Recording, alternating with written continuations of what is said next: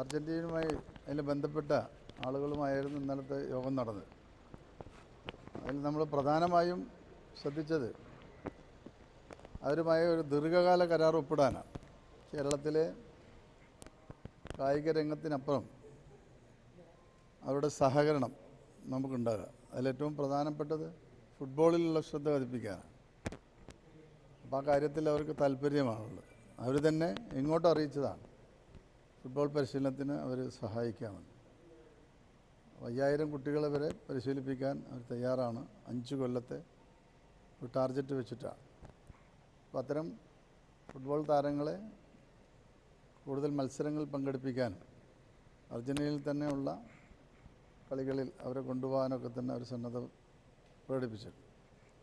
അത് നന്നായി തോന്നി. അവർ പറഞ്ഞപ്പോൾ നല്ലൊരു പ്രപ്പോസലായി തോന്നി. അപ്പോൾ ഇതുമായി ബന്ധപ്പെട്ട് കൂടുതൽ ചർച്ചകൾ നടക്കേണ്ടതുണ്ട്, അഗ്രിമെൻറ്റുകൾ സൈൻ ചെയ്യേണ്ടതുണ്ട്. അപ്പോൾ അത് അടുത്ത ദിവസങ്ങളിൽ ഇപ്പോൾ സമ്മിറ്റിന് ശേഷം അത്തരം കാര്യങ്ങൾ ശ്രദ്ധ പതിപ്പിക്കാനാണ് നമ്മൾ തീരുമാനിച്ചത്. അതോടൊപ്പം ഒരു സൗഹൃദ മത്സരം കേരളത്തിൽ വെച്ച് നടത്താൻ അവർ സന്നദ്ധത അറിയിച്ചിരുന്നു. മുമ്പ് തന്നെ നമുക്ക് മെയിലുകളൊക്കെ അയച്ചിരുന്നു. പക്ഷേ അവർ പറഞ്ഞ സമയം ജൂണും ജൂലൈയുമാണ്. അപ്പോൾ ആ സമയത്ത് മഴയുടെ ഒരു സമയമാണ്. അപ്പോൾ നമ്മൾ ആ സമയത്ത് കേരളത്തിലെ കാലാവസ്ഥയെക്കുറിച്ച് അറിയിക്കുകയും അവരത് അടുത്ത ഒക്ടോബറിലേക്ക് മാറ്റാം. ഈ ഫിഫ വിൻഡോ പ്രകാരമാണ് അവർക്ക് ഇത്തരം കളികൾ പുറത്തു വരാൻ കഴിയുക. സൗഹൃദ മത്സരങ്ങൾക്ക് ആ സമയത്തിലാണ്. അപ്പോൾ നിലവിൽ നമുക്ക് അനുവദിച്ച സ്ഥലം ഇപ്പോൾ US അവർ പോവുകയാണ്. ഈ ഒരു നമുക്ക് അനുവദിച്ച സമയത്ത്. കാരണം അവരുടെ കയ്യിലുള്ള സമയം 2025-ലാണ്. ലോകകപ്പ് വിജയികളായ മുഴുവൻ ടീമുകളും കേരളത്തിൽ വരാൻ ആഗ്രഹം പ്രകടിപ്പിച്ചിട്ടുണ്ടെന്നാണ് അവരറിയിച്ചത്. എല്ലാ കളിക്കാർക്കും കേരളത്തിൽ വരാൻ താല്പര്യമുണ്ട്. അവരുടെ ക്യാപ്റ്റൻ അടക്കമുള്ള ആളുകൾ, മെസ്സി അടക്കമുള്ള ആളുകൾക്ക് കേരളത്തിൽ വരാൻ ആഗ്രഹം പ്രകടിപ്പിച്ചിട്ടുണ്ട്. നമ്മുടെ നാട്ടിലെ അർജൻറ്റീന ഫാൻസിൻ്റെ കാര്യങ്ങളൊക്കെ അവർ നന്നായി പറഞ്ഞു. അവർ യോഗം ആരംഭിക്കുന്നതിന് മുമ്പ് തന്നെ പറഞ്ഞത് ആ കാര്യങ്ങളാണ്.